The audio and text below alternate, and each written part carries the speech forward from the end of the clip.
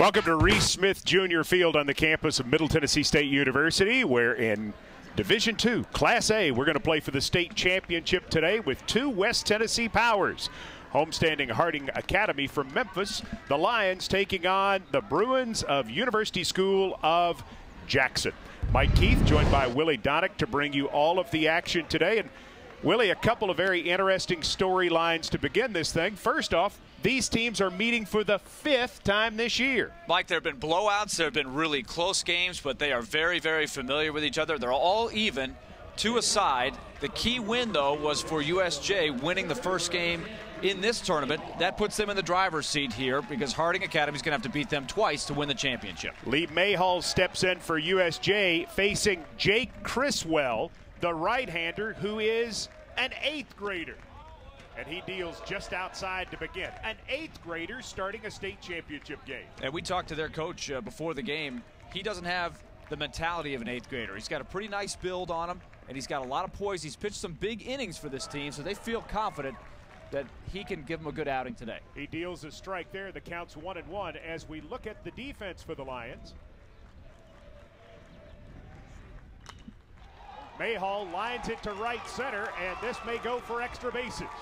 Mayhall around first. He's got 2, and he'll go into second with a stand-up double. And so University School of Jackson getting started with a big hit from Mayhall, the senior center fielder. It brings up third baseman Tyler Hart with a duck on the pond already. Well, USJ wanted to get ahead, get off to a good start against this youngster, and that's a great job by the leadoff man. Taking the pitch the other way, lining one up the gap, and then using his speed to get into scoring position. So now we'll see if the left-handed hitter can move the runner along. Inside, 1-0. Looking at the starting defense, Brown, Eccles, and Flowers in the outfield. Beasley, a key player at third base. And again, you see Criswell, the 8th grader, starting on the mound. The 1-0. That's hit to short. They throw to third. Do they get Mayhall? They sure do. Outstanding play by Hurdle, throwing to Beasley and putting the tag on Mayhall. An early base running mistake for the Bruins. Well, they always teach you if the ball is up the middle, you can go ahead and advance to third, but it's right at the shortstop. So it's a great play by Harding Academy. Jack Hurdle reads it right, makes a perfect throw to third. Aggressive base running by Lee Mayhall, but he's cut down. So the aggressiveness backfires on the Bruins. Fielder's choice goes 6-5, brings up Ryan Gardner with Harden at first base. And they're going to try to keep Harden close. Matheny, the catcher, is in the on-deck circle. But an early chance for USJ thwarted. There's a breaking ball in for a strike. And that's his best pitch. That's his out pitch. He can hit 81, 83, which is very good velocity for an 8th grader, can Criswell, but the slider right now is what allows him to get out these older batters. Goes with another breaking ball. This stays high. It's 1-1. Criswell, low 80s with the fastball, and so you got to figure he's going to have a chance as his body develops and he continues to work on his pitching. He's going to throw in the 90s someday. Got a chance. You never know how a guy's going to grow and develop, but he's off to a great start here. Inside, gets away from the catcher on the swing and a miss, and Harden will take second. We'll see how they score it, but that could very well be a pass ball. Certainly a blockable pitch, but not the easiest one to handle there. You see Jake Criswell, pretty good build. And again to repeat, just in 8th grade. What a big moment for the Lions. The 1-2. Inside, gets away from the, no, it hit the bat. Hit his foot. And they are going to send Gardner down to first. Harden will have to go back to second, as he thought, as I did, that it was going to be just a wild pitch, but instead off the foot. So runners first and second with 1 down, bringing up Matheny. Now, one of the questions for Coach Al Stevens, Willie Donick, is with the 8th grader who's already had some difficulties here in the first inning. Do you have a quick hook? That's a good question. Can you have a quick hook? Well, they've got to think in terms of winning 2 games. And so they've had to use a lot of pitching just to get to this game. So you want to give him a short leash, I think. Matheny Lines it to left. They're going to hold Harden at third, loading the bases. So the second hit of the inning. Good solid hitting right there, just punching it through the infield. Conservative base running that time after the aggressive base running early. So now the bases are loaded here. And getting back to the decision with Criswell, I think you've got to give him a chance to give you some innings here. This is the worst case scenario developing here, Mike. He really needs to get a big out. A line drive at somebody, something to settle him down and into this game.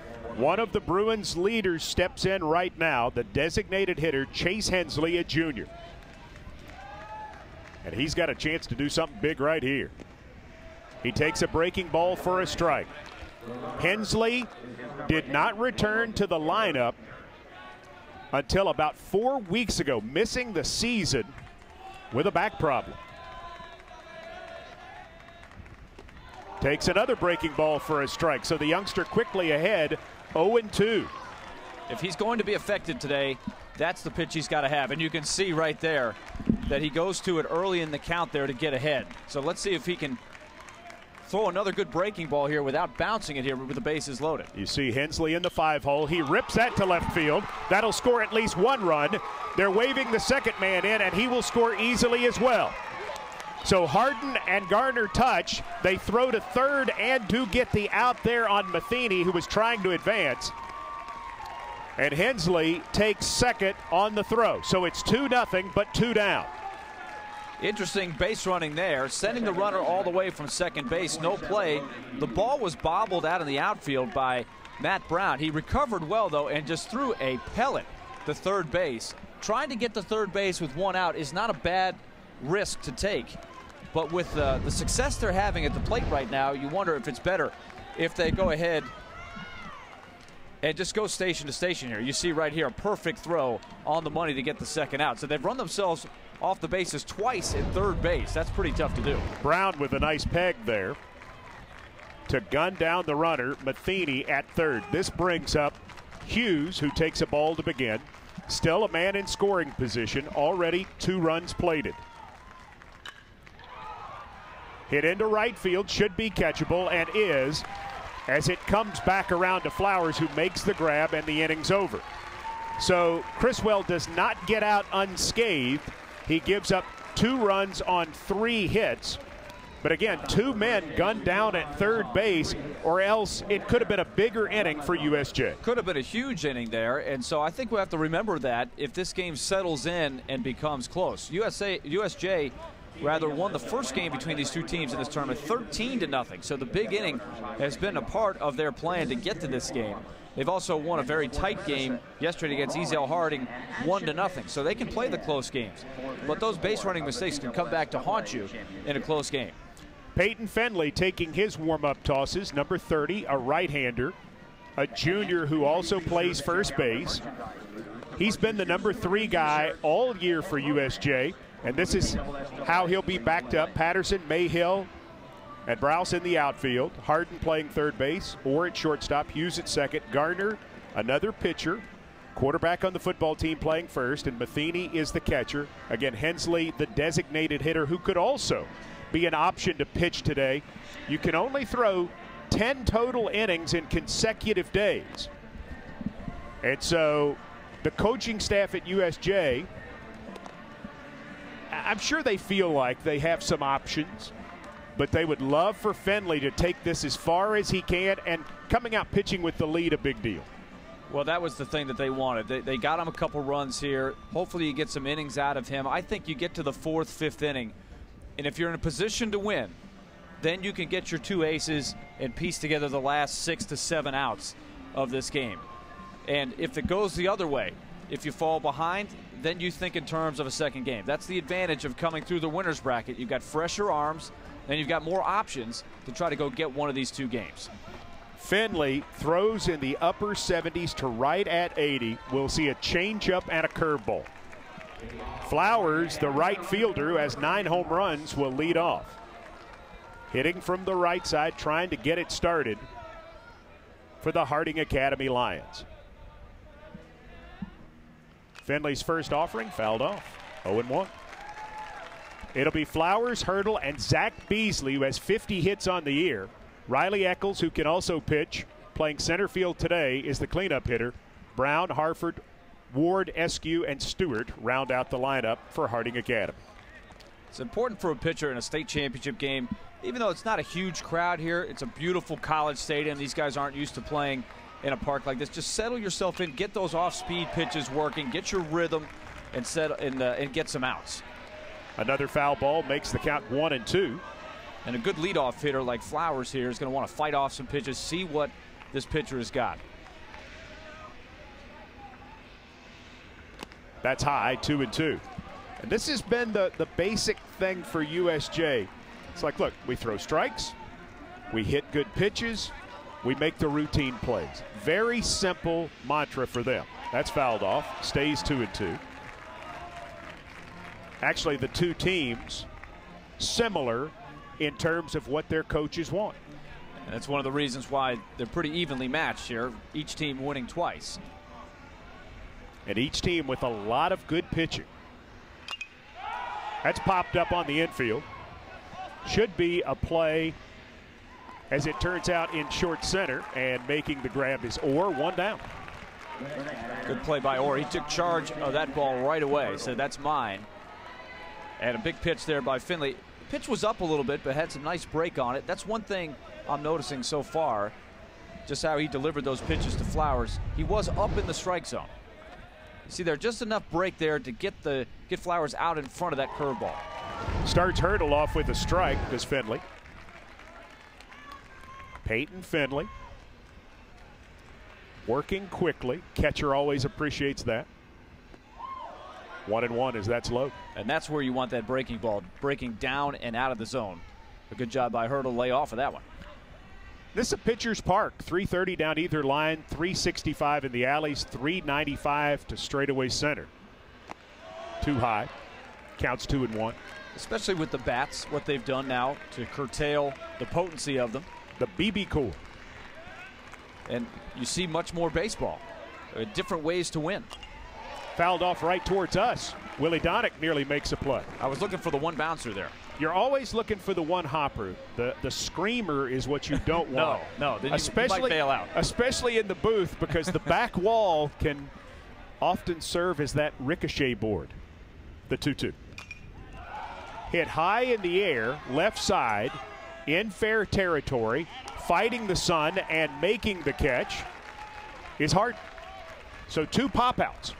And both guys for Harding Academy just a little bit out in front of those off-speed pitches. Maybe you're a little anxious here on this championship day. Want to be patient, maybe think about hitting the ball the other way. Hit it down on the line. Because as Mike said, this is a big pitcher's park. It's going to be hard to hit it out of here. Line drive hitting, hard ground balls, that's going to be the way to go. This is Beasley. He takes a ball. Finley's second offering. A high strike, and so the count is even at 1-1. 2-0. USJ in front of Harding as we play in the bottom of the first at Reese Smith Jr. Field. Little slicer on the left side, foul territory. Harding unable to get it. And again, off the end of the bat, Beasley out in front of that one. This is one of their better hitters here. And we won't be surprised, as we've mentioned, if he comes in for a few innings if they're in a position to win a game. Closed out a win yesterday over Ezel Harding. Hits it on the ground to third. Harding up with it cleanly, fires across the diamond to Gardner. 5-3, inning over. That's what you love if you're the Bruins of USJ.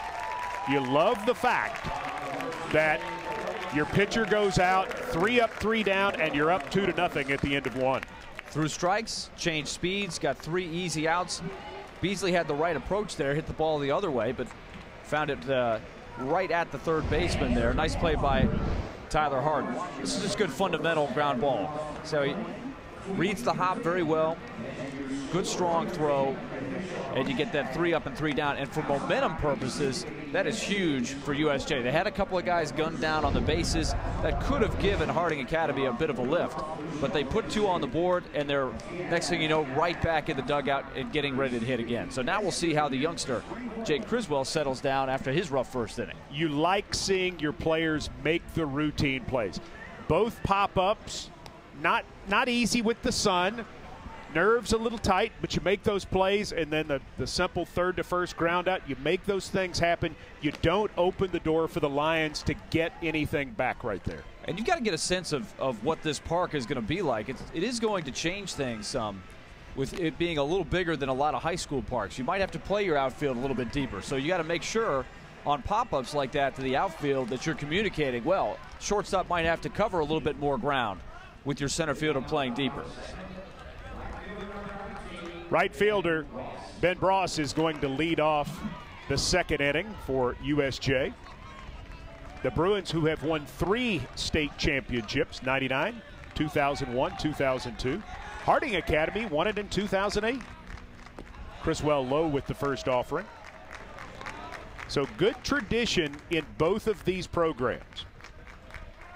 West Tennessee baseball has always been outstanding. Inside. Think about the tradition of Christian Brothers. MUS will play in the Division II Class AA state championship that follows as they'll take on Battleground Academy from Franklin. Both of those teams looking for their first ever state championships. The pitch takes a strike, 2-1. That was a big pitch there for Criswell. We talked to Al Stevens about him. They like his poise. He's not going to get rattled out there. It just needs a good inning here. On the ground, first baseman should be able to take it himself, and that's what happens as Harford makes the play. That's just what you need, a nice routine out. Try to handle the bottom of the order here as you start to get command of your pitches. The key is going to be the second time through the order if he can take care of these next 2 hitters. Shortstop is Orr, Austin Orr, another left-hand hitter.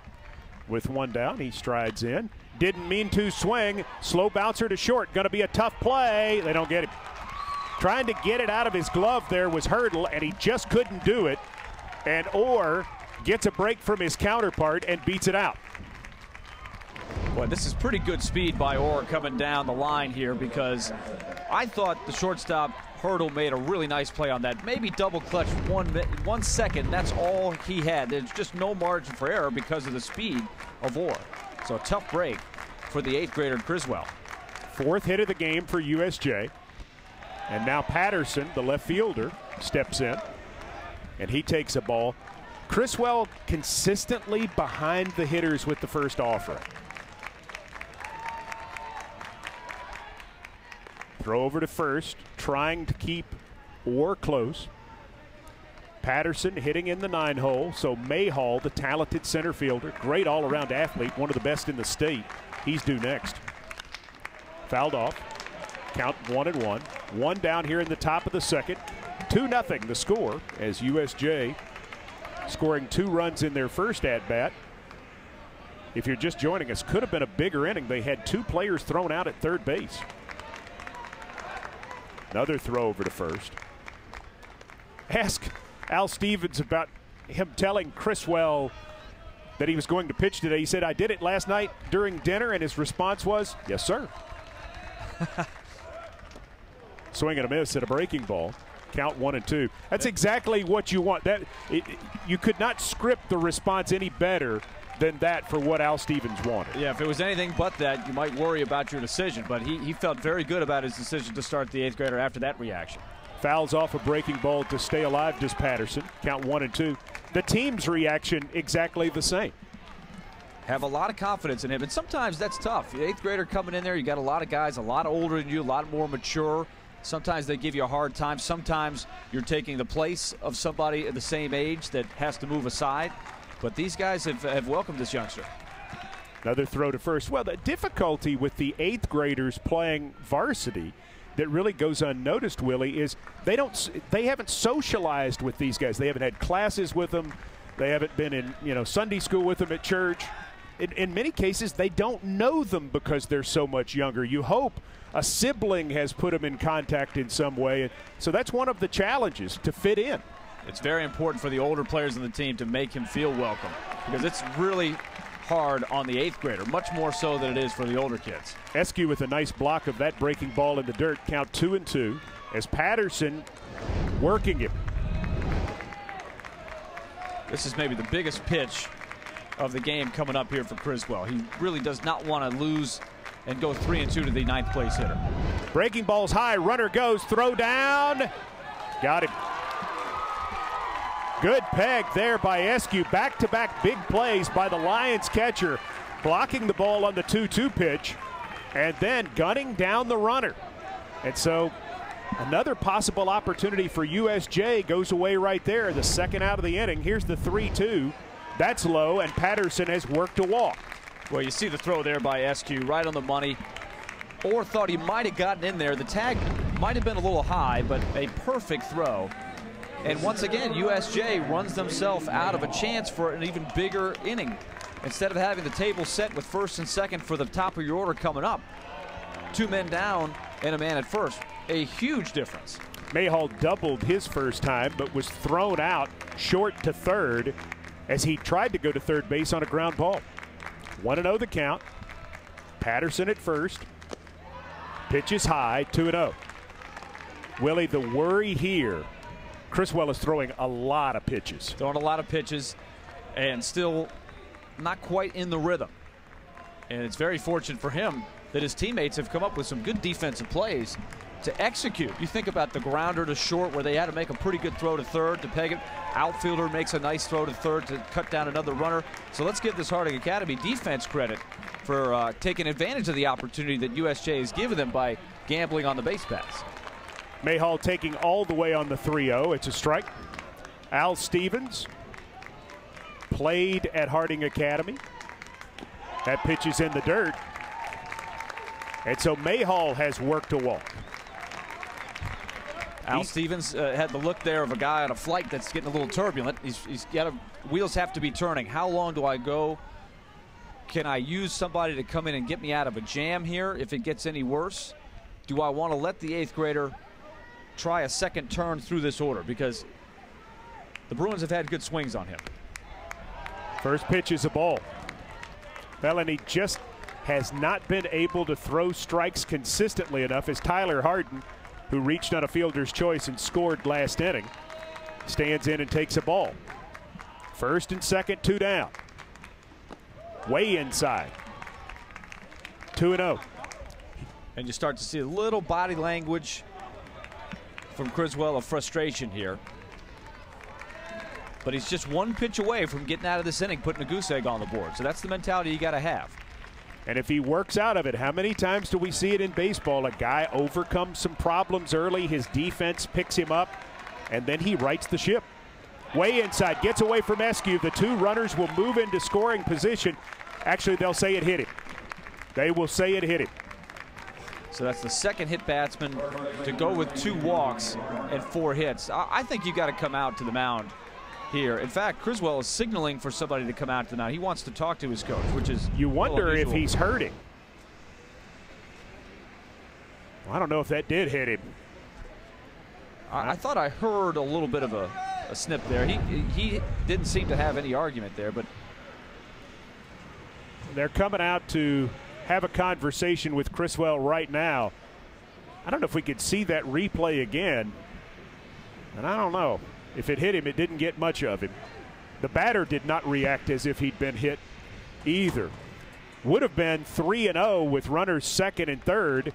Instead, it's going to get Garner to the plate. And Garner singled his first time.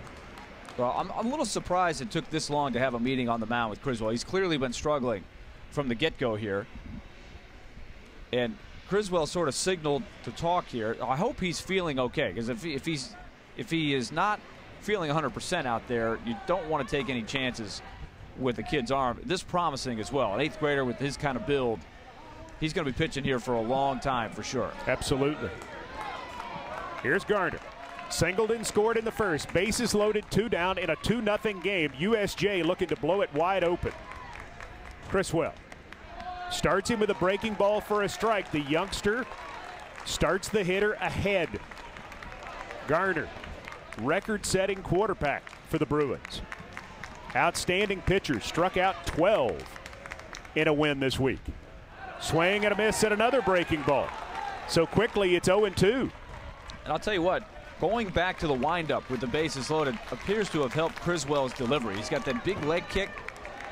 It looks a lot smoother from the windup and more comfortable here. The 0-2 to Garner. Back up the middle. Should be a play for the second baseman. They do get the out. Well done there by Criswell as he gets Garner to chop it to Stewart, who flips over to Hurdle. And they go 4-5 to end the inning. And Harding still very much in this thing as we go to the bottom of the second.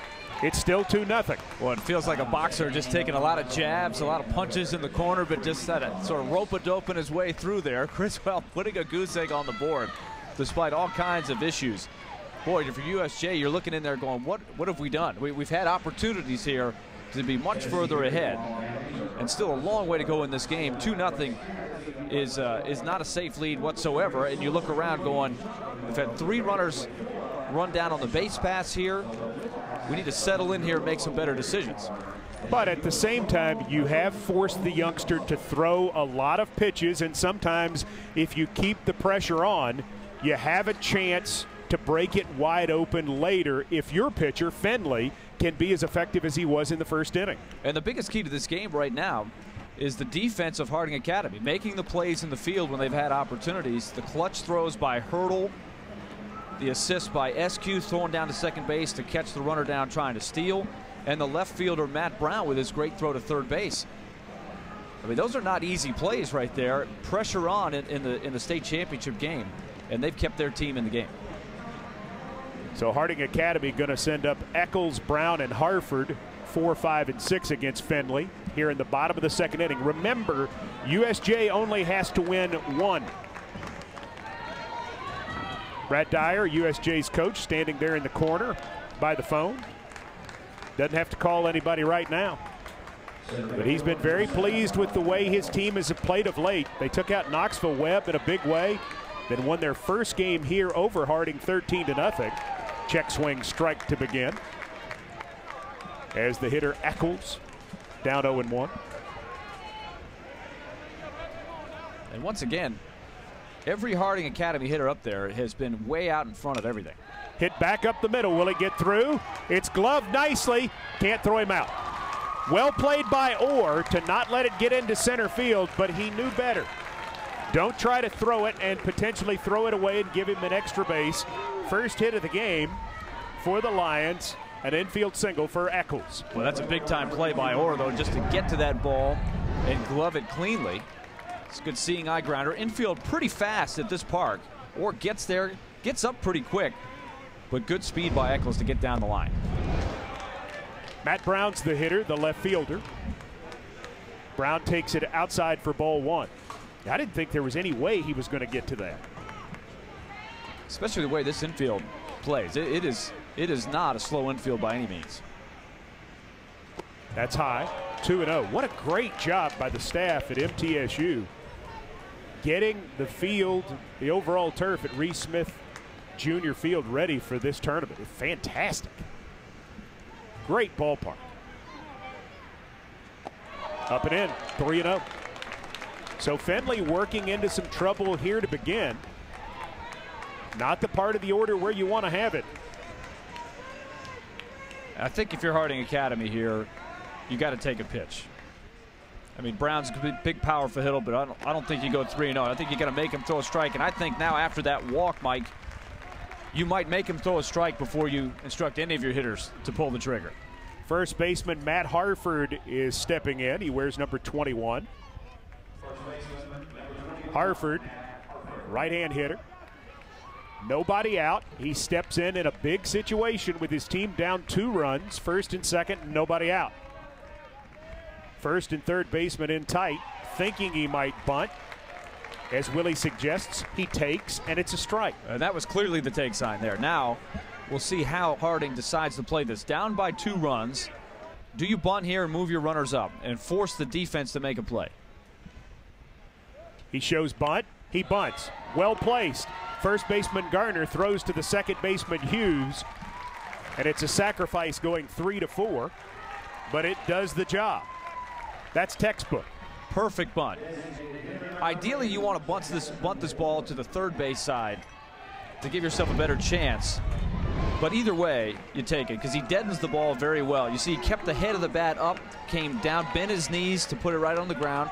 Good bunt defense by the Bruins. You're up by 2 runs. You just take the safe out. And they'll play back here in the infield. They'll give up a run for an out. For the DH, Jackson Ward, who lines it to right center. This is going to get both runs home and get extra bases for Ward. He's got 2. He'll stop at second. No, he won't. He restarts and heads for third, and he makes it. He got to second, looked at his coach and said, I'm going to shut it down, and then realized he could keep going, kicked it back into gear, and gets another base. We've got a tie ball game, and Harding has a great chance to take the lead. Boy, amazing how quickly this momentum turns here. Great piece of hitting by Ward. We talked about the anxiousness of the Harding Academy hitters in the first inning. Here, this is just great patient inning. Waits on the ball, drives it to the opposite field gap, and then the squeeze play is on right here, Mike. Squeeze plays on. It's going to get the run home. They throw to first and get the out as Eskew lays it down perfectly. And that RBI puts Harding in front. Eskew gets her down. And rumbling all the way was Ward. He was selling out right there. I've often heard coaches say one of the best ways to cap off a rally is with a squeeze bunt. You've just been shocked. A guy hits one up the gap. Defense has been running all over the place. Before you have time to settle back down, first pitch squeeze. It's a great tactic that managers use, so I love the call by Al Stevens there, and suddenly his team's in the lead. Second baseman Stewart takes a ball to begin. Nobody on, 2 down, and suddenly the Lions with momentum in the lead. Takes a strike from Finley. The big hit came from Ward, but it followed the excellent sacrifice by Harford. Chopped foul, count 1 and 2. And what you see is fundamentals. The fundamentals of defense that Harding used in the field to get them out of 2 innings of jams, and then the fundamentals of bunting twice and really running the bases well. That's in the dirt.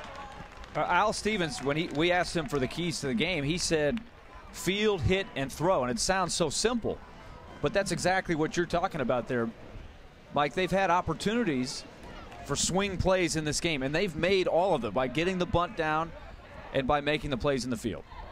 Finley comes way across his body and throws way outside. Ball 3. So Finley trying to work through some trouble. And if you're USJ, this is not the end of the world, but you've missed a couple of opportunities in the first 2 innings. And now you've opened the door for Harding, and they've walked through it. That's fouled off. 3 and 2 remains the count. Austin Stewart, the second baseman, wearing number 29. He's just a sophomore. Open stance, readies for the full count offering. Hits it on the ground to short, or having to charge hard. Picks it up, fires, gets it by a step. We get a break after 2. Harding Academy 3, University School of Jackson 2.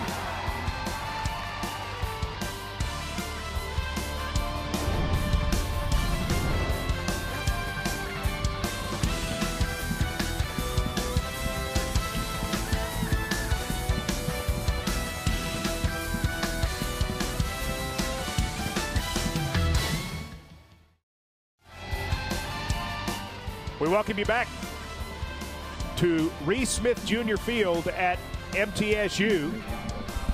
And we're in Division II, Class A, the state championship. Harding has taken the lead over USJ 3-2 on a beautiful May Day here at Spring Fling. First pitch is a ball. What a job MTSU does hosting Spring Fling. All the different events going on, and a lot of people make it happen. That's high. They'll call it a strike, actually. They'll say he did not get the bunt back as Matheny looking to lay one down. And how the momentum has turned since the last time young Criswell was on the mound. Let's see if he can take advantage and get in the rhythm. Reed Matheny, the junior catcher, takes a strike. It's 1 and 2. He's got to feel much more confident and comfortable right now. Just an 8th grader. Now pitching with the lead. Breaking ball, hit on the ground to third. Picked up cleanly, and they throw him out. I thought he kept his foot in the bag initially, but he tagged him just for good measure. And as we've noted before, Criswell is much more comfortable in the windup. He looks so much better mechanically, much smoother. So let's see if he can get through the middle of this order here without having to go to the stretch. Hensley, the hitter, the designated hitter. Nobody aboard and one out. Takes a big rip. 0-1.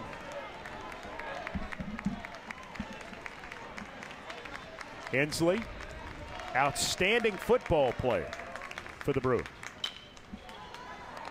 One hop chop to third. Nice play there by Beasley. And it's another 5-3. 2 quick outs for Criswell, who looks like a different man right now. He really does. He's gone right at the hitters here. He's gotten ahead. Starting to get the rhythm here. It's just amazing how momentum can turn. And when you're talking about a 7-inning game, boy, momentum can be such a big thing. Logan Hughes is the hitter.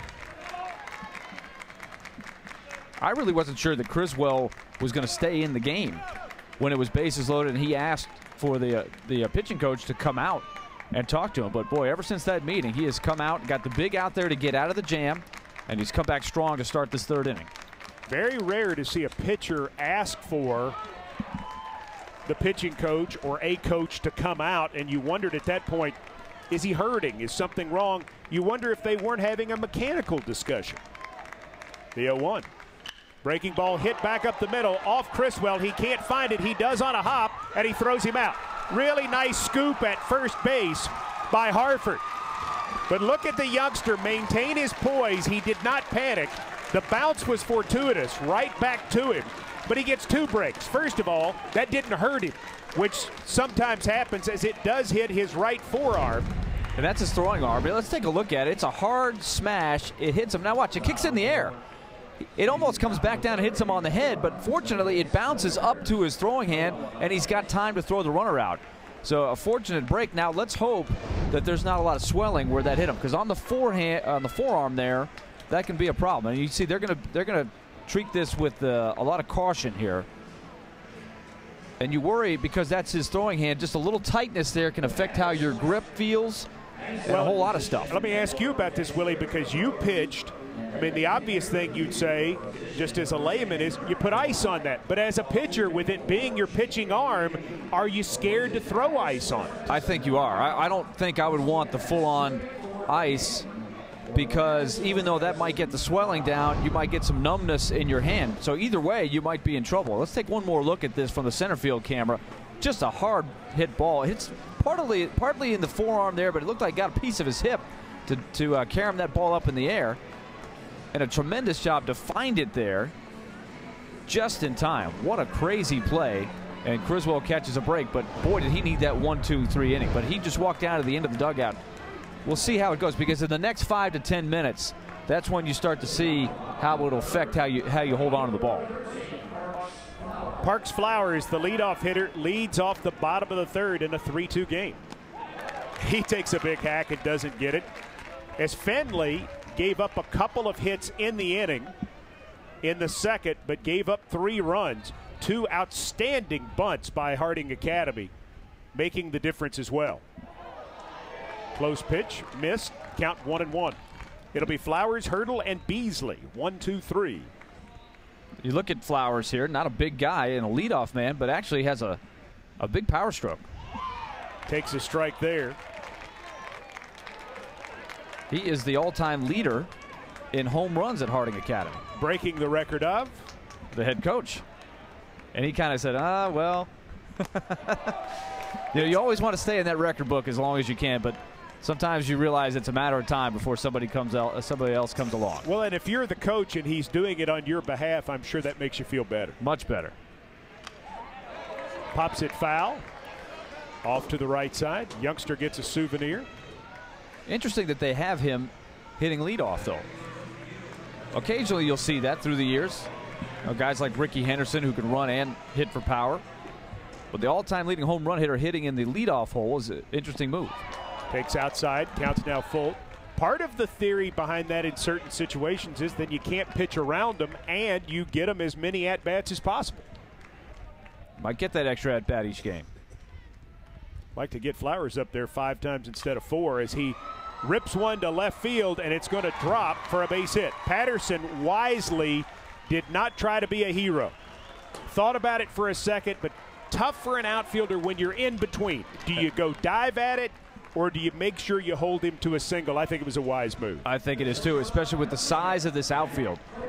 If it gets by him, a guy like Flowers who's got some speed is going to be running for a while. Might have a chance for an inside-the-park home run. So a good move there, because giving up a single, as much as you might want to make that play, if you don't think you can get there for sure, play it on a hop. And they're worried about it. Jack Hurdle is the hitter. Hurdle, the shortstop. Popped out to third his first time, acting as if he might bunt, takes a ball. Hurdle went 3 for 3 in the first meeting between these two teams in a losing cause. They didn't score a run, but he had 3 hits. So he's swinging a good bat right now. But up 3-2, and you feel like your pitcher might be settling in some. The bunt has been good for Harding Academy so far. Fenley deals low, 2-0. And another thing that happens, Mike, is when you have the seed planted for the bunt, you bring that third baseman in. You can see where he's playing right now. Tyler Hardin is way in on the grass. He's taking a couple of steps back now, but it's a big hole. Runner goes, swing and a miss, throw down. I think they got him. They did. What a peg there by Matheny, the catcher. He did not get a good ball to throw, and he got rid of it so quickly. Looked like Flowers had gotten an outstanding jump, but the catcher doing the work right there. 1 down. And it's a swinging strike, so you wonder if that was a hit and run or a run and hit. 2-1 now the count. Fenley's high, it's 3-1. You'll see it here. See, he looks in, so that would indicate it's a hit and run. You're supposed to delay a little bit. You look in to see where the ball is hit. If it's a straight steal, you keep that head down and keep churning.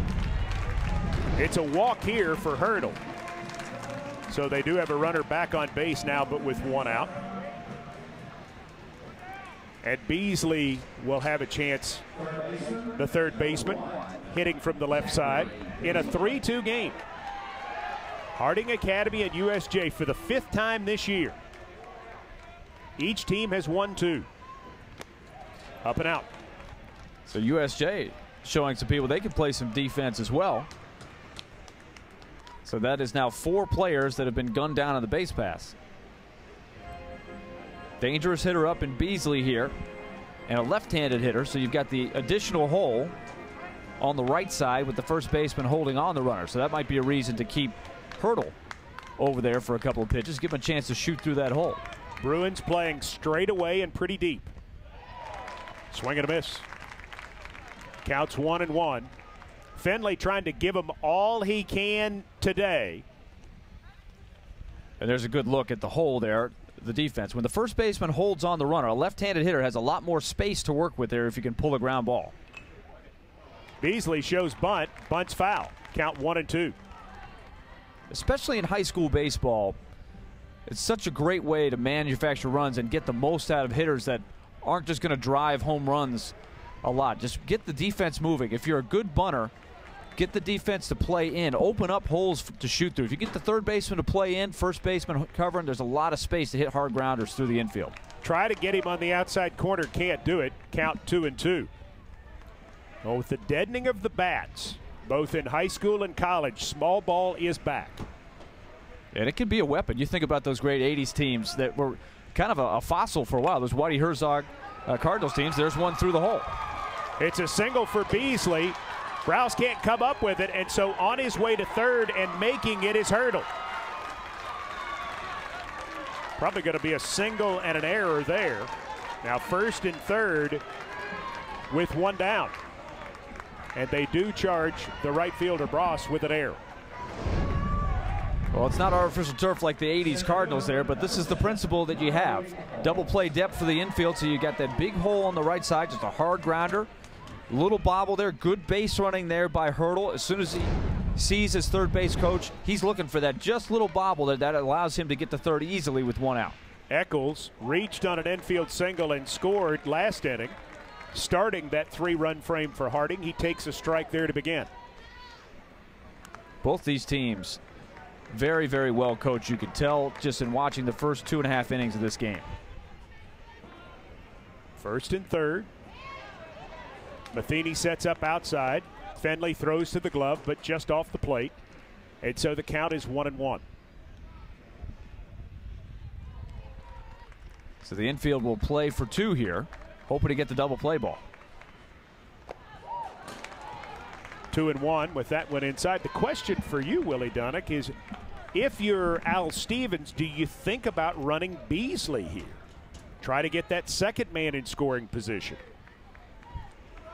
It is a thought. The 2-1. 3-1. And this would be a pretty good pitch to run here on 3-1. It keeps you out of the double play, and if it's ball 4, it's a non-issue. And if he gaps it, you score. The pitch. Fouled off. I'm telling you, Mike, we're going to get one in the booth before it's over. I'm looking forward to it.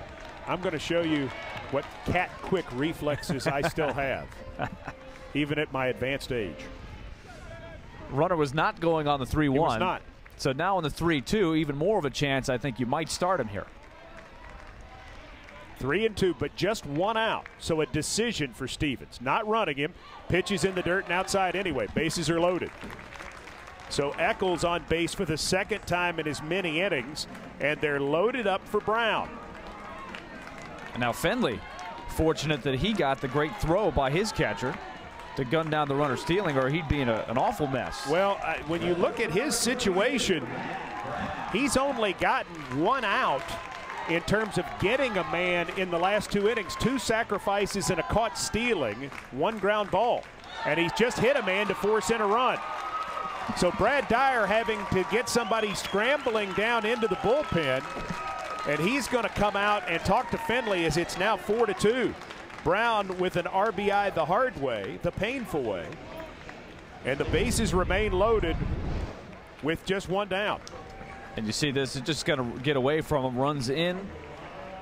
And you see these hitters these days, it's very interesting. They're almost taught not to really dive out of the way of the pitch. I think when in the previous generation, you might get down and get out of the way of that ball. But now it seems like you're much more willing to take it, and that sort of puts the onus on the umpire to make the call of did he really try to get away from that pitch. Yeah, if you're a good player like you were, you got out of the way. For others of us, you tried to help any way you can. As University School of Jackson has Cy Anthony up and throwing in the bullpen, starting to get loose, but not anywhere near being ready. Also, that's Trevor McGee down there with him. Pitches in the dirt. Fenley struggling right now. 4-2 the score. Bases loaded, 1 out. The blueprint of getting ahead and then deciding when to go to your big guns, your horses that are ready to close the game, that has to go out the window now.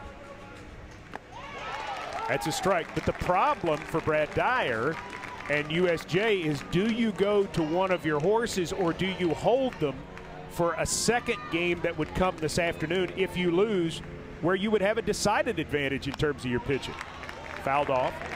They would have Gardner for 3 innings, and they would have Hensley for all 7, potentially. So they've got it taken care of with their 1-2.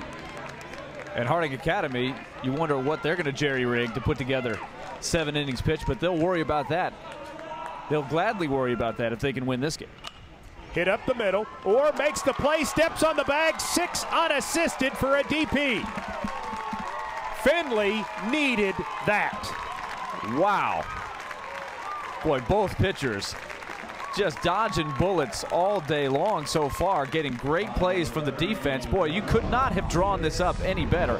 I'm not sure the runner at second base has a chance here. Eccles freezes on the liner. Maybe could have got back a little bit quicker, but I don't think it would have mattered there, Mike. Just a perfect double play ball. Well, almost as if we've seen, and we saw this in the 3rd inning on 2 occasions, the ball that hit Criswell bounced right back to him, and he's able to throw the runner, Hughes, out. And in that situation, I'm with you. I don't think Eccles could have done anything differently. He had not strayed too far from the bag. Just simply bad luck. Well, and if there were no outs, that might have been a triple play because of just how easily his momentum took him to the bag. I didn't peek to see where Brown was at first base, but that's the kind of play that ends up being a triple play a lot. Sometimes the unassisted triple play, if the runner's coming down, he just tags the runner coming from first to second, but didn't need to there. Boy, that was huge for USJ. This momentum has swung back and forth a couple of times today. 4-2, Harding in front as we go to the top of the fourth inning. And the bottom of the order due up here for the Bruins. The Bruins entering this game at 33-12 on the season. Harding Academy at 29-13, school record for wins for them. Two outstanding programs. And the familiarity, you know, the fifth meeting. Does that make a big difference at all in terms of the comfort level of either team entering this game? Does it matter? Are you more nervous, less? It's a state championship game, but you do know the opponent. I think it might make you less nervous just because both teams have been out there. You know them so well. Might be one reason to take the edge off you a little bit. I guarantee you, though, of all 4 games they've played, there haven't been 3 innings quite like this. We've seen all kinds of crazy plays so far. Ben Rouse is the hitter, the right fielder. He's 0 for 1 on the day. Criswell staying out there and starts him off just a bit low, 1-0. Criswell went 1-2-3 last inning, getting Matheny, Hensley, and Hughes.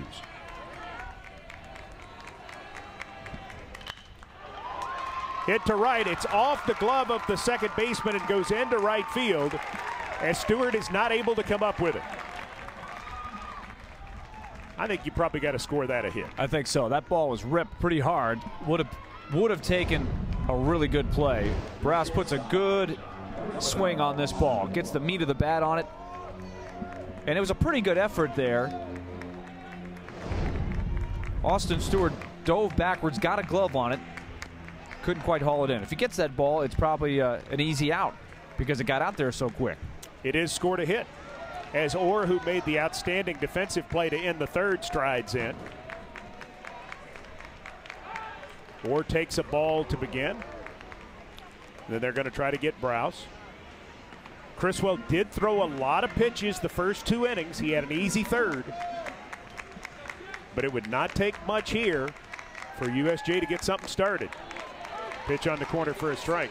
Now we'll see how Criswell does out of the stretch. We mentioned the big leg kick that he has out of the windup. And you just cannot, in this day and age, have that big of a slow delivery when you've got a speedy team and expect to survive. You've got to do some slide steps, which he did on the last pitch there. But sometimes that gets you out of your rhythm. Your release point changes. Some pitchers are better than others at making adjustments. Remember, this kid's only in 8th grade. Showing bunt is Orr. He pulls back and takes ball 2. You see there, he went to the slide step, but that was not as didn't have command of that pitch as well as he did out of the windup. You see the shorter leg kick, and you see he kind of stumbles on his delivery to the plate. Good job by the catcher, Eskew, again. Big one, big block. He's had a nice day overall, Eskew. And there's a lot of room behind home plate. Some parks are different than others, but in this particular park at Reese Smith Stadium, if it gets away from you, the runner is almost certainly going to advance. The 2-1. He shows bunt. He bunts foul. That's a great point about the area behind home plate being so vast, because while I'm sure both of these teams have played in some nice facilities at different points this year, you would be hard-pressed to think many high school facilities have this room behind the plate. So the other thing he does for a catcher is you can't give up on any foul balls. Ripped into center field, starting back, Eccles makes the grab. Well done by Eccles. He spotted the baseball right away, didn't panic, and took a great angle to make what could have been a tough catch an easy play. And he was not playing deep. He was playing pretty shallow, and he had to turn correctly on that ball. Sometimes when a ball's got spin like that, you turn the wrong way and you're in trouble. You're in no man's land. Here's Patterson.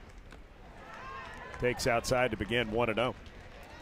Runner remaining at first, 1 out. USJ down 2. Patterson, a hit his first time, the sophomore left fielder. Hits this high in the air, short right, Flowers going to come in, make the catch, fighting the sun. 2 down. Big out there. Now the top of the order coming back up. And this will be the 3rd time through the order for the youngster. Let's see how he handles it. He has not gotten Mayhall yet. Mayhall has doubled and has walked. And they're going to come out and talk a little bit about what they want to do with Mayhall. Make a little bit of an adjustment.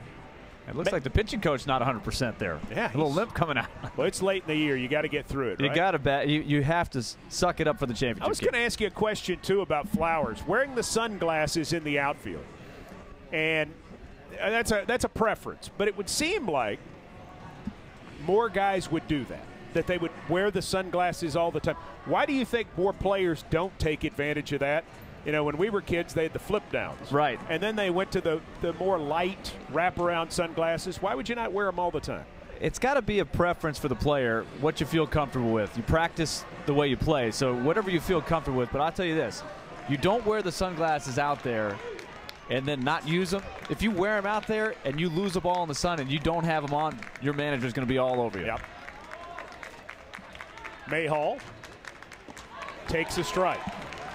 But I don't think that the sunglasses are the cure-all. Sometimes I think they help, but if the ball is in a certain area, even if you have sunglasses on, it still is very difficult to see the ball.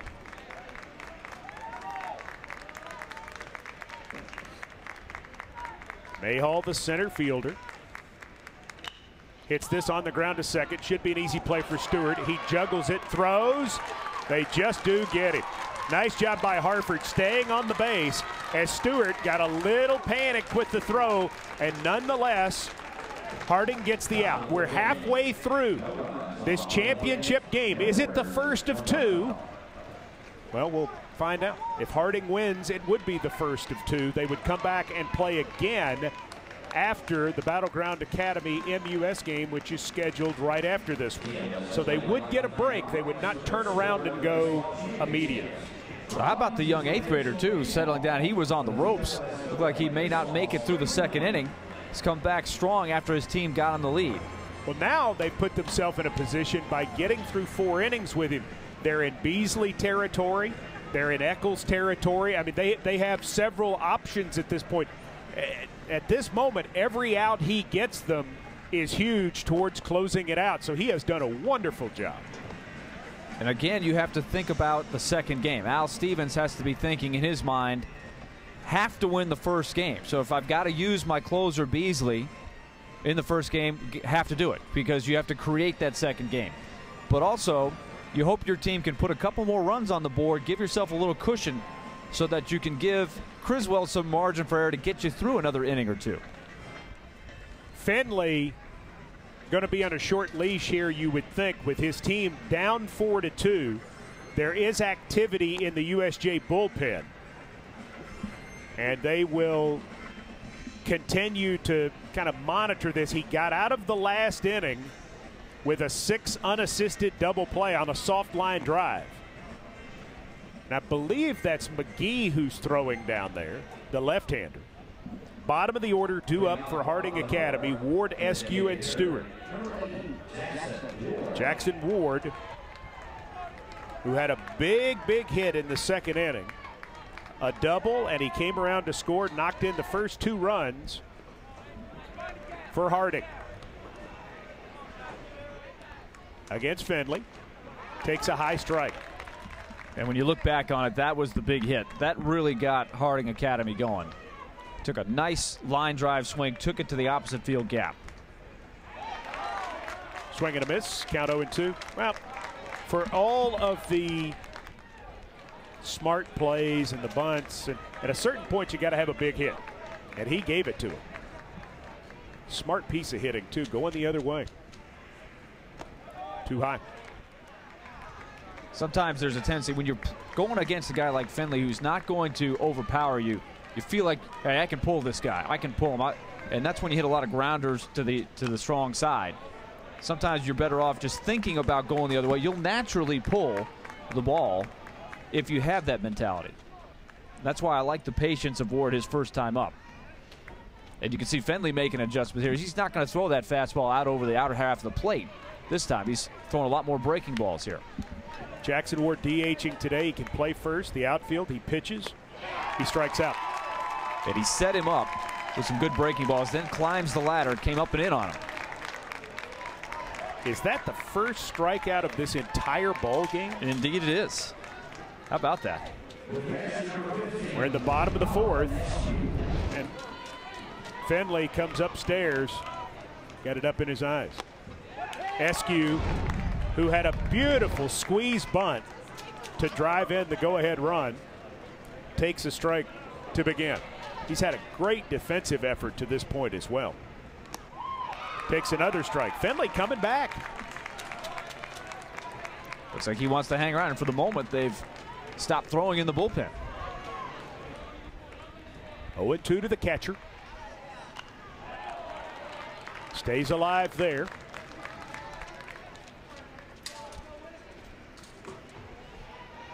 Wind has not been a big factor.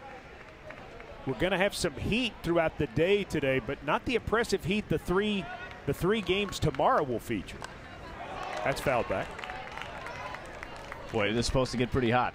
They're saying records. Maybe a week straight of 90s. There's the wind out in center field, but doesn't seem to be affecting the baseball very much. Another 0-2, another foul ball. They're talking about for the weekend mid to upper 90s, but for the Division I games tomorrow could be mid to maybe even upper 90s. Oh. Fortunately, these youngsters have played in heat all spring, though. It's been in the 80s for several of their games.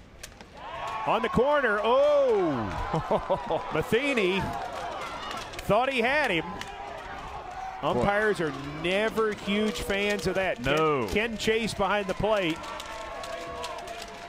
Well, they got into some hot water the other day over that at the major league level. Yeah, you're probably not going to get the next call. The 1-2. Hit in the air. Left field. Shortstop or out. Patterson in. Calls him off. And Patterson makes a nice play. Well, don't ever show that guy up. There was an issue the other day. A young player, Brett Lowry, who was a very, very good player for the Toronto Blue Jays, did that, and it clearly started a little fracas a couple of pitches later. That umpire was not appreciative. 2 down. Fouled straight back by Stewart, the second baseman. He grounded to short his first time. So again, good communication on that last ball. Shortstop busting it out there, but called off by the outfielder. Outfielder always has priority on a ball like that. Nice breaking ball. Fenley pitching from in front this entire inning. Totally different than the last couple innings when he's had problems. Makes all the difference. The 0-2. Ball hit softly in the air to right field, and coming on to make a super catch is Browse. Looked like that one might just drop, but it didn't.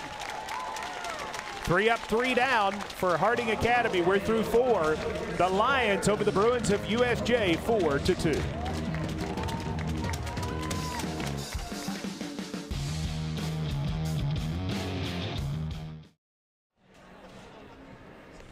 Back at the home of the Blue Raiders, Reese Smith Jr. Field, campus of Middle Tennessee State University. Mike Keith and Willie Donick enjoying some good baseball on a hot day in Middle Tennessee. That dugout is happy right now because that's Harding Academy, and they are in front of USJ. That dugout wants to get a rally going, win this game, and claim their 4th state championship. So they can still do it. They are still very much within striking range, but the story of today, the pitcher, an 8th grader. Hasn't taken his first high school class yet. And everybody fighting the heat, but I don't know that anybody has fought the heat the way that Jake Criswell has. The right-hander starting the 5th with the lead. A breaking ball in there for a strike as he pitches to Hardin. As we mentioned, 3rd time through the order here. They've seen him a couple times, and Criswell looks like a different pitcher than he was early in the game. Hardin takes a breaking ball. Count is 1-1. Al Stevens, of course, as we mentioned, played at Harding Academy. He's coached for a long time. He says, I've seen a lot of good sliders. He might potentially have the best slider that I've seen. Remember, at such a young age, sliders are not easy to master. Ball hit to short, hurdle up with it, long throw, he got it. Seen some good play from the shortstops in this game too, Willie. That was impressive right there. Pro scouts, that's the first thing you're going to look at for a young player. You're going to say, can he make the throw from the hole?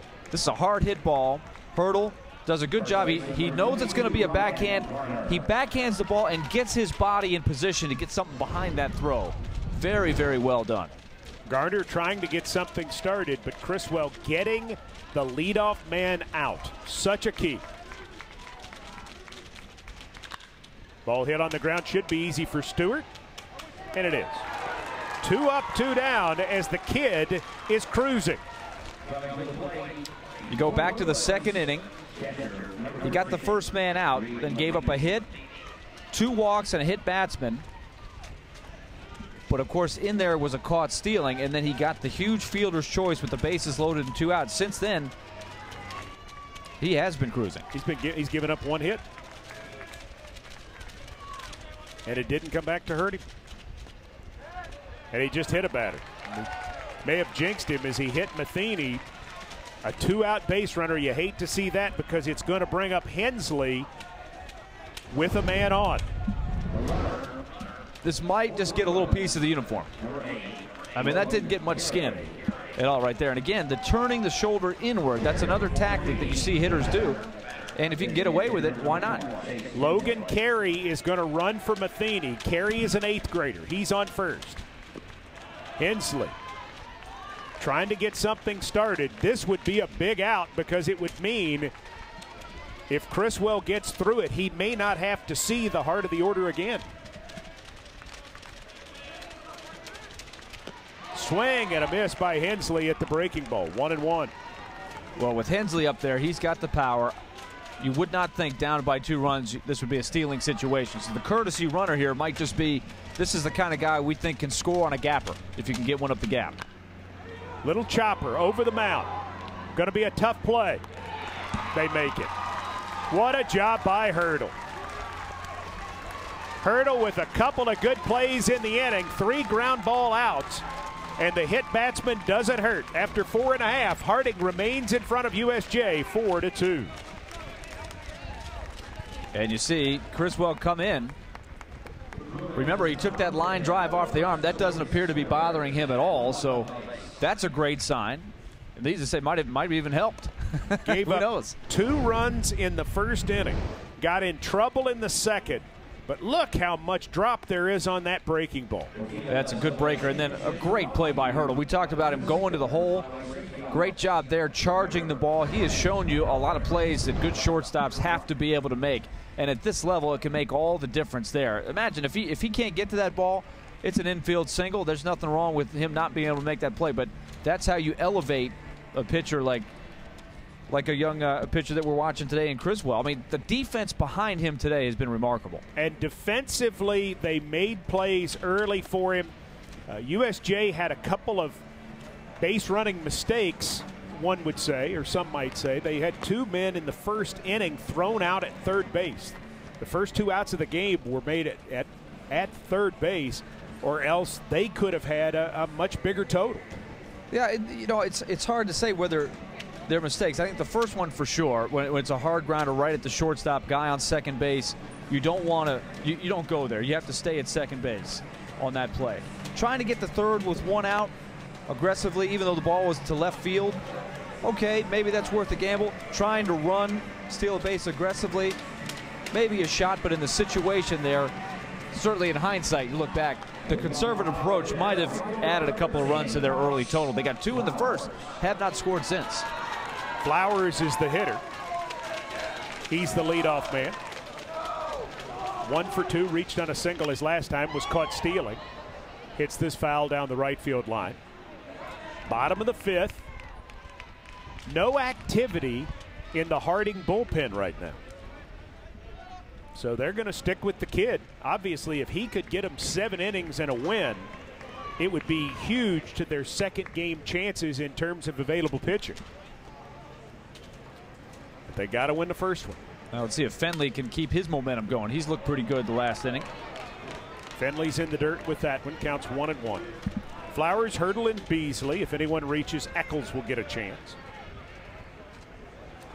2 runs, 5 hits, 2 errors for USJ. 4-4-1 for Harding.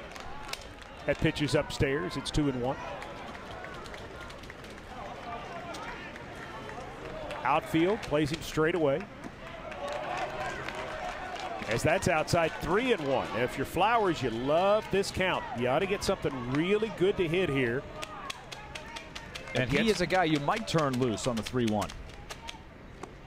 Takes inside, ball 4. So a free pass. And now Hurdle will come to the plate. Dyer asks for time. And he is going to walk slowly to the mound here. Does he think about making a move? Well, nobody throwing, but he has had some guys limbering up there before. They might just be ready to come out of the dugout here. And he is going to take the ball. He's going to make a move here. And Fenley goes 4+. Does a nice job. Doesn't pitch badly at all. And now we're going to see McGee, the senior left-hander, they're going to bring in to try to keep it close. Because if you're Dyer, you're saying, you know what, if we can win this one in game 1, let's win it in game 1 and not fiddle with game 2. So you're not going to experiment or wait very long. You're going to see if you can't get the outs and keep it in here. The other thing about going to the left-hander, you make it much harder on the base runner. In a game where you've had a hard time scoring, you don't want to let them get the 3-run lead if you can help it. And very important to keep it at 2 runs. And with the leadoff man on here, if you're Harding Academy, you can think about playing for 1 run here. You might think about the sacrifice bunt. 1 more run would be big when you just got to get 6 outs here to survive. McGee comes in a situation where he needs to throw strikes, and that's what he does well. That's what USJ pitching has done well this year. They have been a team, really both of these teams. They have some power pitchers. They have good depth. They can go 6 deep to not only get an out, but to count on somebody for 2, 3, 4 or more innings. They both have multiple aces. But having a guy like McGee that you feel great about throwing him out here, you feel great on the other side about starting an 8th grader. Pitching is baseball. Well, McGee looks like, just in watching him warm up, that he's got a good curveball and has good run on the fastball. Standard lefty equipment there. We'll see if he turns over the changeup at all. We talked about it at the early part of the game, though. Both these staffs have good pitching. They get a lot of strikeouts. That's what's pretty remarkable about today. Both teams putting the ball in play. Just 1 strikeout for both teams combined. Hurdle is the hitter, and McGee is the pitcher. Flowers at first, nobody out, bottom of the 5th in a 4-2 game.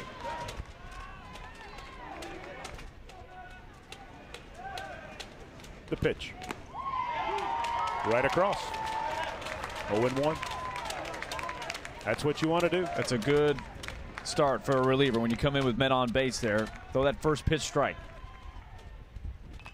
Bunt in the air. McGee's going to catch it. So they tried to bunt him over, but Hurdle couldn't do it. And he has done the job to get the first out and hold the runner at first. The other thing you could see from Flowers, too, he was not taking much of a lead. And that fastball running in on him, Hurdle just not able to get the bat over the baseball. And now the left-hand hitter Beasley has to face a lefty in McGee. McGee appears to have significantly more velocity than Fenley did. And I don't think, it didn't appear that Hurdle made a good adjustment there. Was not ready for the velocity and offered it one that was up high. That's always a tough pitch to bunt. Absolutely. Quickly 2-0 to Beasley. Grounder to third, single. 51 hits on the year, a record for Harding Academy baseball. takes ball 3. So McGee, after doing the job against Hurdle, has put himself in a tough spot against Beasley, who you have to figure is taking all the way right here. Takes a strike. Taking all the way there for sure. Now 3-1. You want to be selective here. McGee's got good movement here. Let's see how he handles the lefty movement. Doesn't matter. High. So a walk. Now runners first and second. As 2 walks have put 2 runners on for Eccles. Eccles has been on base twice. He scored a run. And now he has a chance to put his team comfortably in front with 1 down.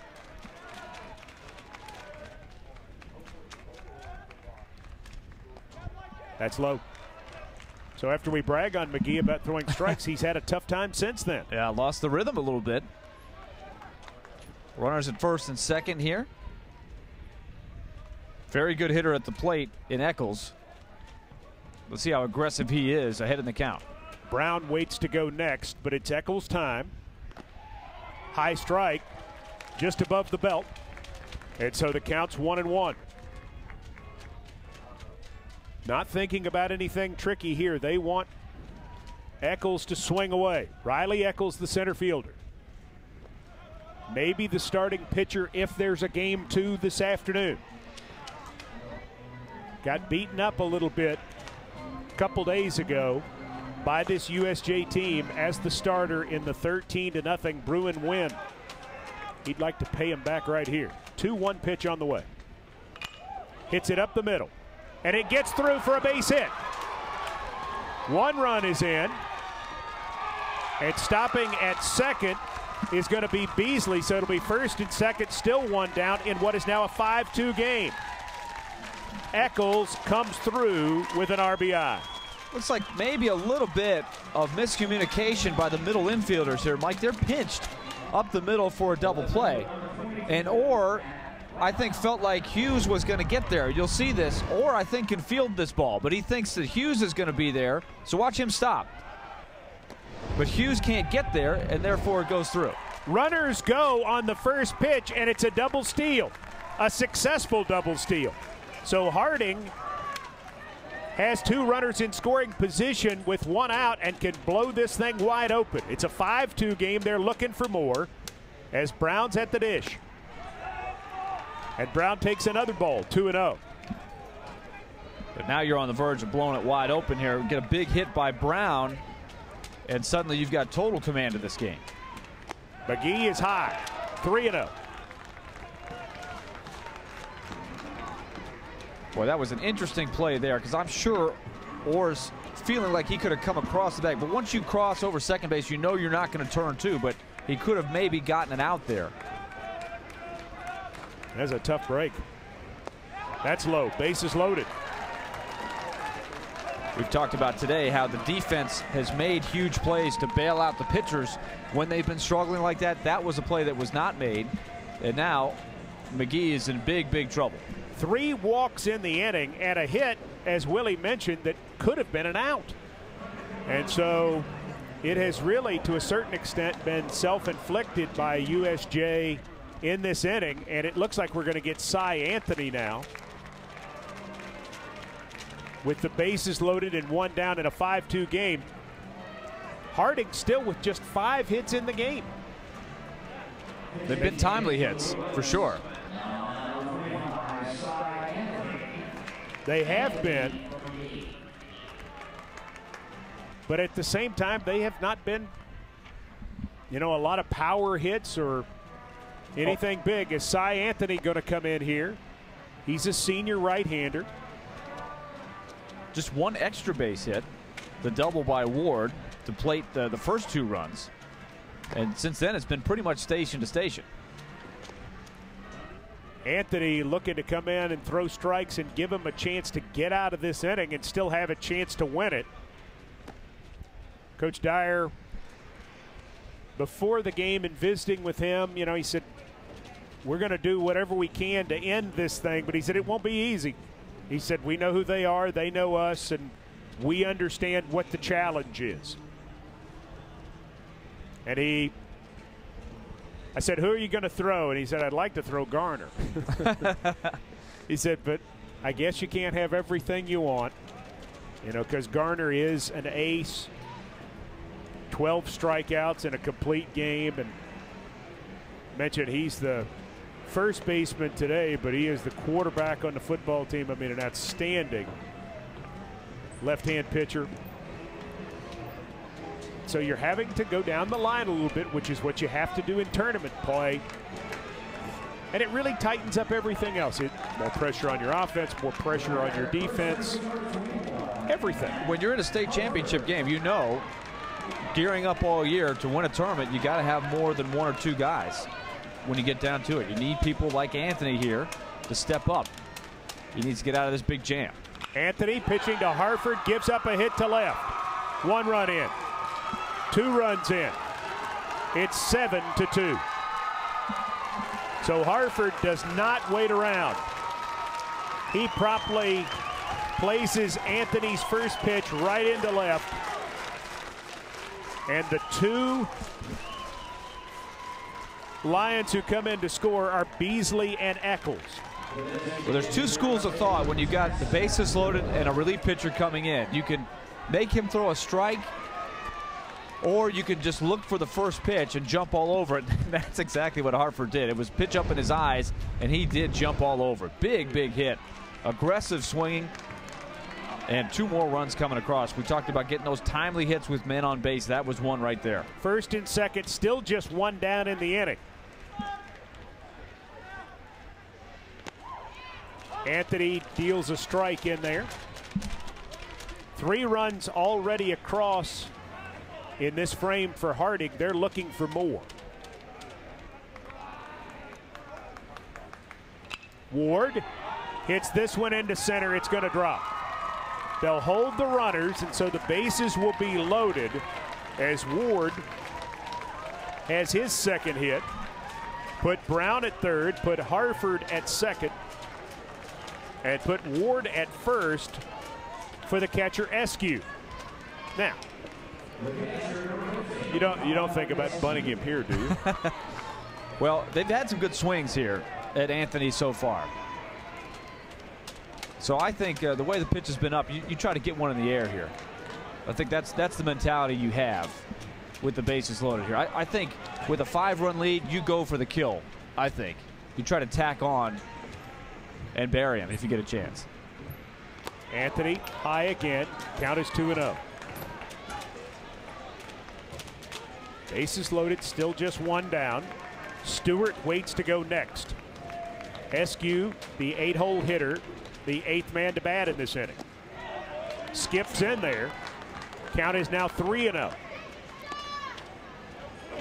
So it's just kind of all gone wrong in this frame for USJ.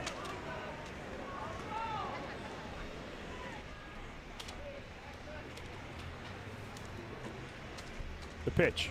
That's a strike. Good job by Anthony there to stop the bleeding. Just got to throw a strike and see what happens. See if you can get somebody to hit it at you. Turn a double play, get out of the inning. Swing and a miss. Looks like he might have taken something off of that pitch. Count is now 3-2. Eskew, sacrifice, drove in a run. Also flied out to left. Pitch fouled off as he continues to hang in there. And if you're Eskew at the plate here, you want to be thinking about driving the ball up the middle to the opposite field. Try to get the ball in the air.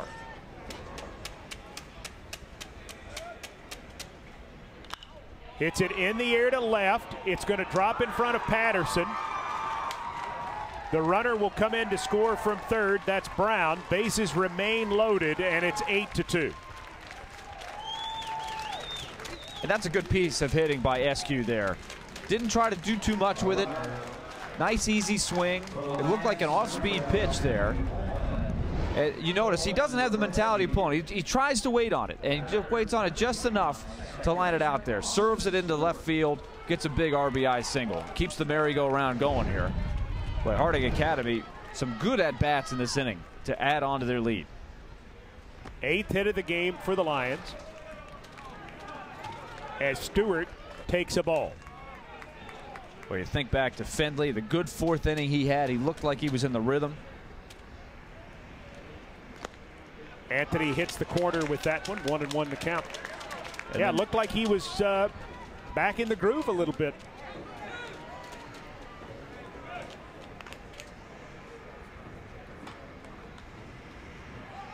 They're bunting here.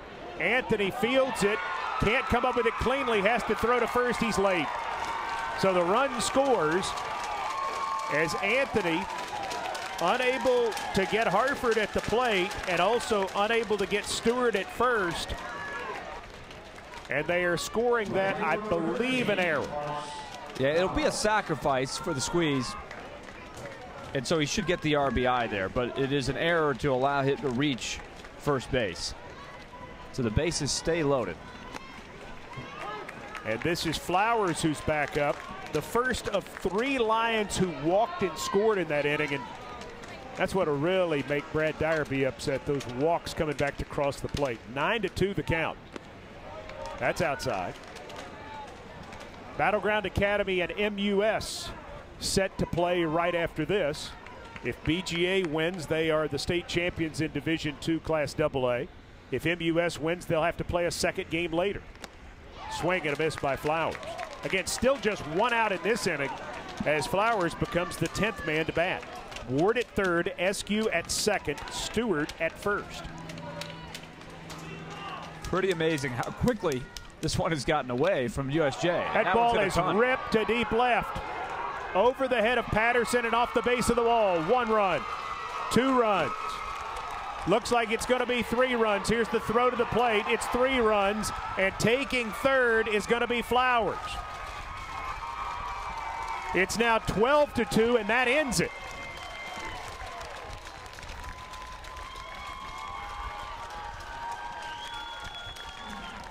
By virtue of the 10-run rule, I believe that's all.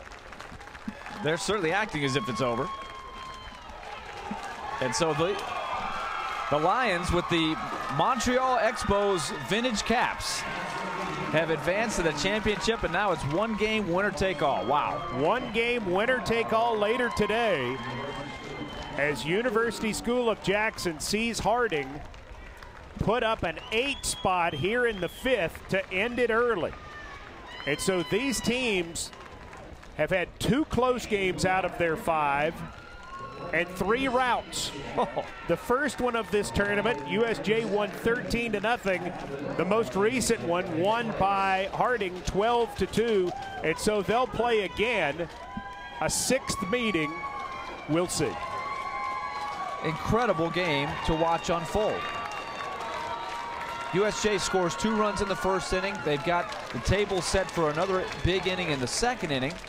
You think about how badly Jake Criswell was struggling. He asked for some help. The dugout comes out. They have a meeting on the mound. They get out of a bases-loaded jam.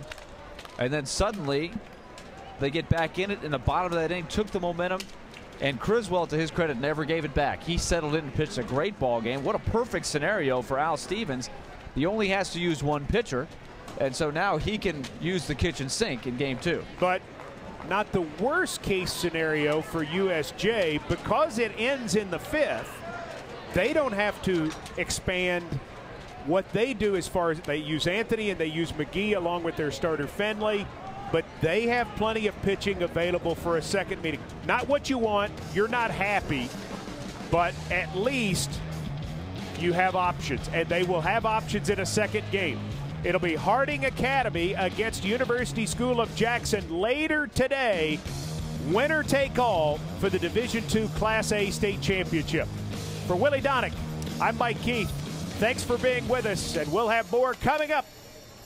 Baseball from the Spring Fling at Reese Smith Jr. Field at MTSU later today.